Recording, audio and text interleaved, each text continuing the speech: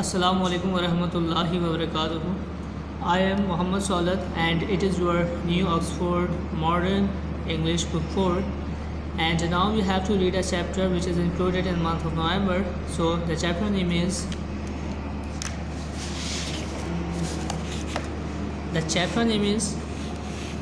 Pippi meets a convict.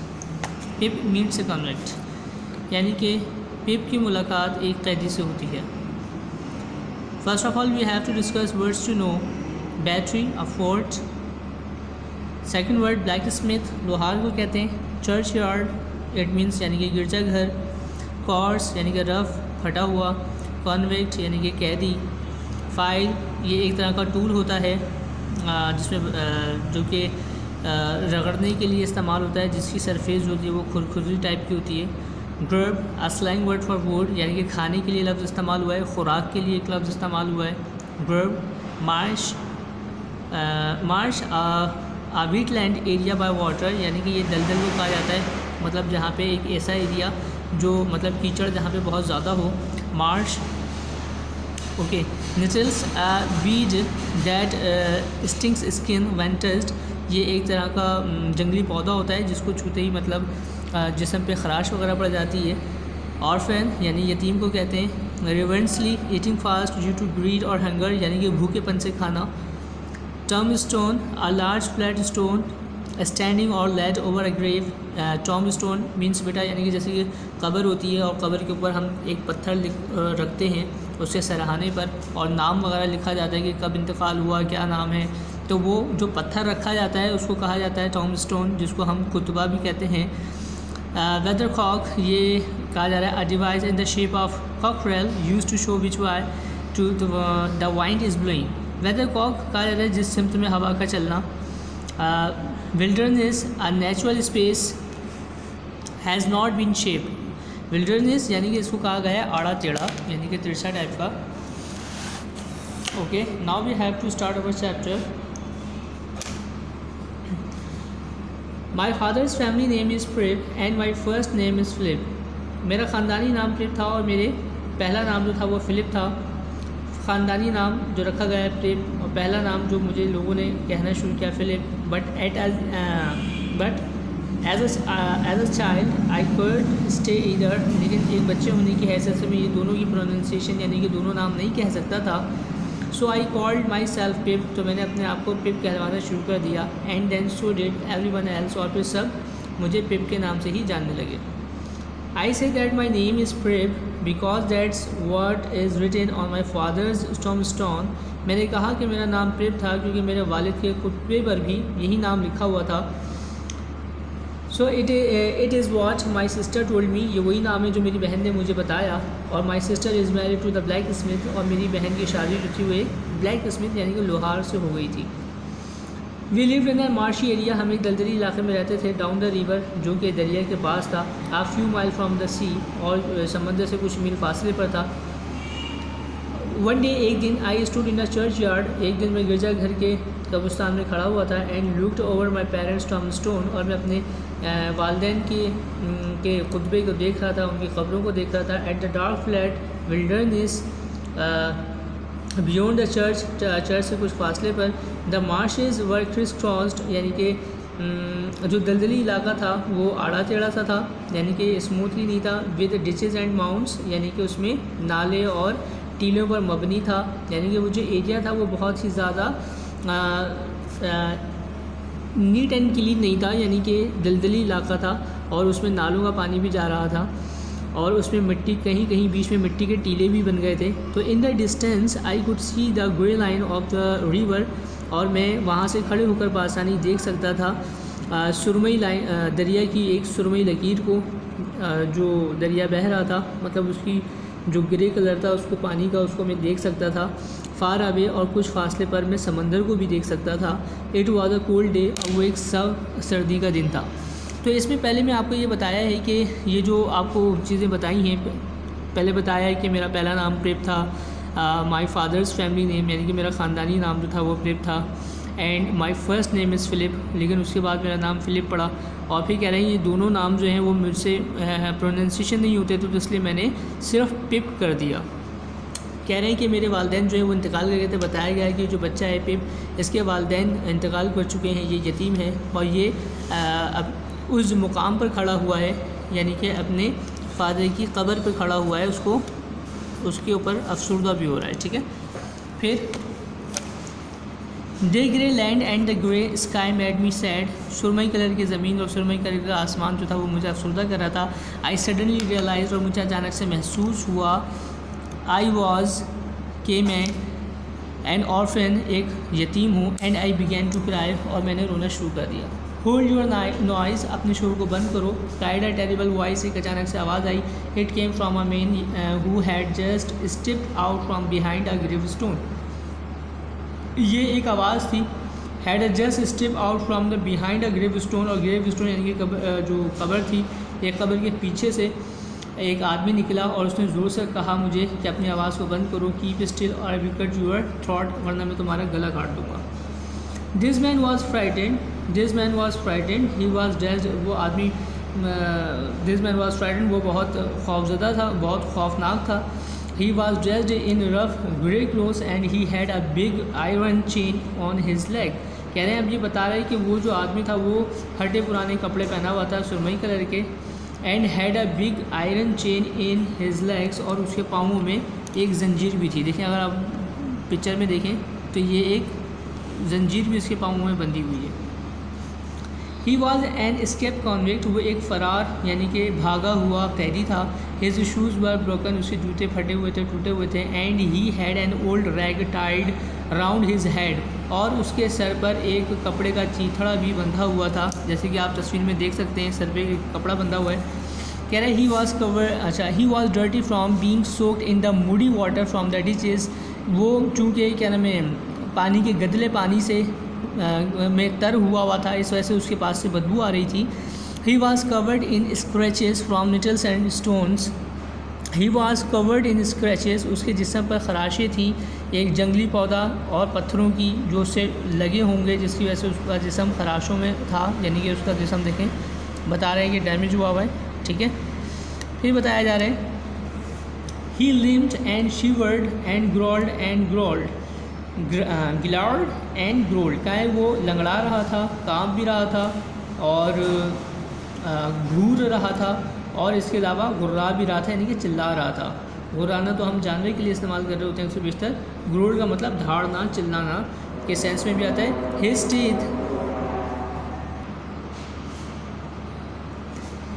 His teeth chattered in his head as he seized me by the chin, जब उसने मुझे थोड़ी से पकड़कर मुझे दबोचा तो उसके उसने अपने दांतों को पीसते हुए मुझे थोड़ी से दबोचा।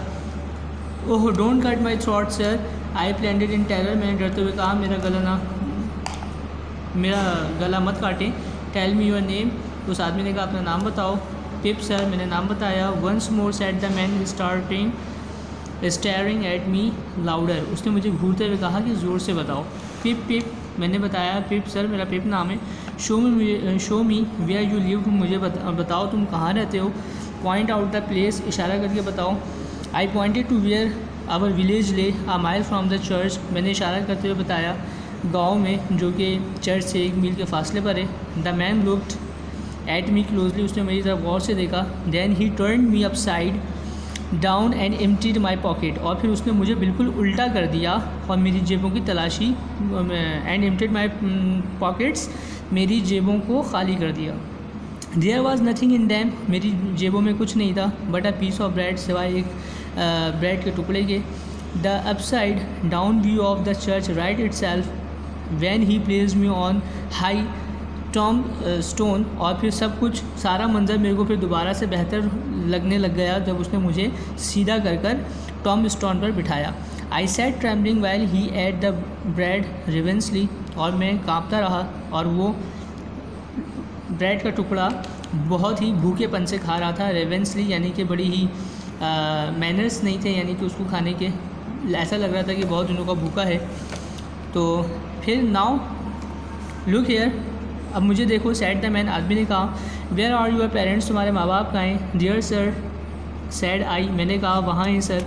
The man jump and made a short turn, और फिर आदमी उछला अचानक से, मेरी बात सुनते ही आदमी अचानक से उछला और फिर भागा। But then he stop and looked over his shoulder, लेकिन फिर वो मुड़ा और फिर मेरे शोल्डर्स की तरफ देखा उसने।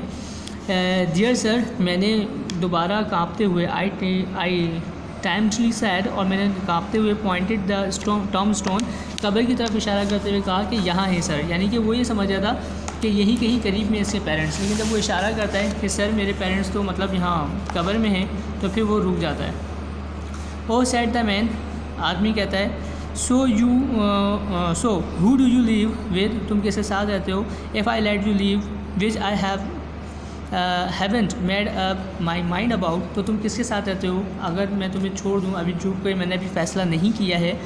माई सिस्टर, अब जवाब देता है, जबकि डकैत कह रहा है अभी मैंने फ़ैसला नहीं किया कि मैं तुम्हें छोड़ दूँ, तो तुम पहले मुझे ये बताओ तुम किसके साथ रहते हो। तो अब वो कह रहा है, जवाब दे रहा है लड़का, पिप जवाब दे रहा है, माई सिस्टर, मैं अपनी बहन के साथ रहता हूँ सर।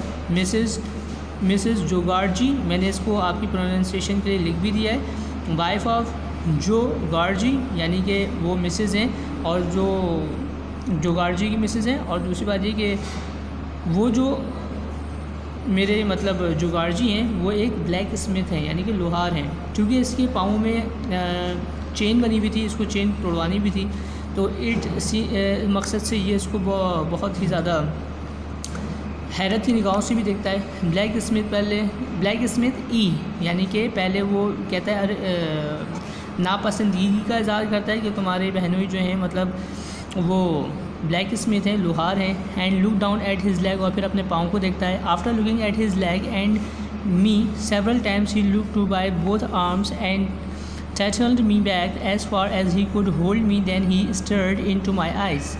उसने मुझे घूरते हुए देखा और अपने पाँवों को भी देखा और मुझे दोनों बाजू से पकड़ कर दबोचा और मुझे stared into my eyes, और मेरी आंखों में आंखें डालकर कहने लगा, now look here he said, उसने कहा मेरी तरफ देखो, I need decided if I will let you live, अब मैं फ़ैसला कर लिया कि शायद मैं तुम्हें छोड़ दूँ। Do you know what a file is, लेकिन पहले तुम मुझे बताओ क्या तुम जानते हो फ़ाइल क्या है? येस सर, मैं जानता हूँ। And you know what grub is, और तुम जानते हो कि ग्रब क्या है?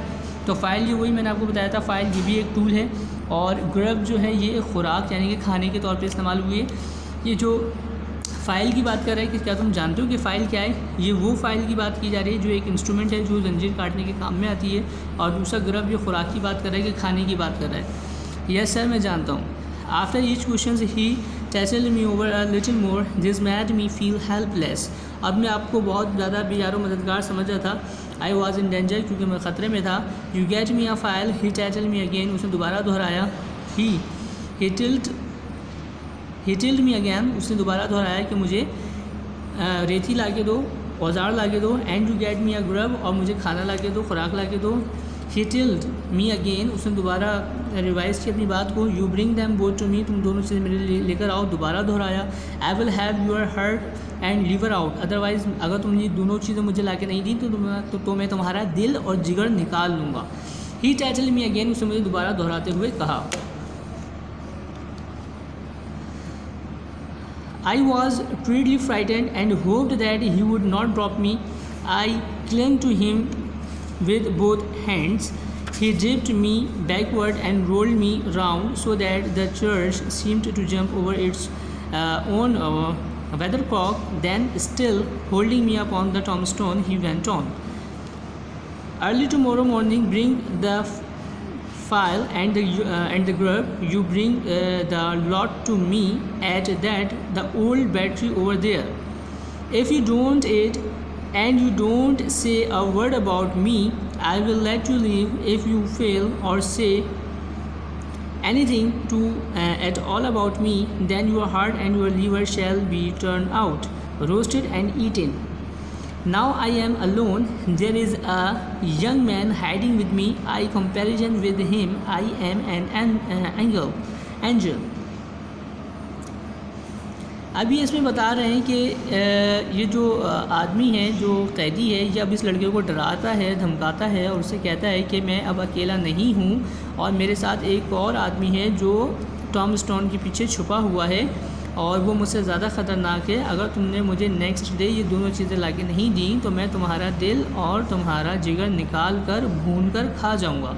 और मैं अब अकेला नहीं हूँ, मेरे साथ एक और शख्स है जो छुपा हुआ है।